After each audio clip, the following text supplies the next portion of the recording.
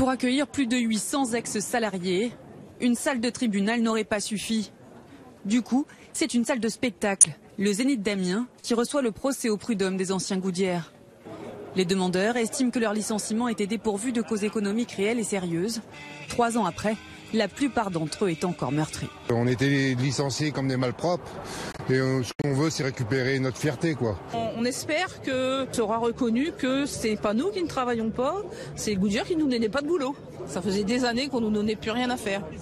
Moi, j'arrivais le matin, j'étais dans un bureau. J'arrivais le matin, j'avais 20 minutes, une demi-heure de travail. Après, j'attendais l'heure de la sortie. Pour moi, c'est une délocalisation. Je travaillais au laboratoire. On a testé des produits venant de l'étranger, venant de Chine. Pendant 18 mois, on a testé des câbles en nous disant, tiens, c'est un produit, c'est moins cher. Et en fait, les câbles, après, sont restés en Chine. Et maintenant, les produits sont fabriqués en Chine. On a besoin d'une vérité, d'entendre dire, voilà, ouais, ok, on le reconnaît, c'est vraiment cette multinationale qui vous a mis par terre. En janvier 2014, Goodyear Amiens Nord avait fermé son usine, entraînant la disparition de 1143 emplois. Ça fait 3 ans que nous préparons ce procès. Ça fait 3 ans que nous bataillons aussi pour que Goodyear livre des documents qui sont indispensables pour que le juge puisse vraiment savoir ce qui s'est passé. On va arriver sur cette question centrale.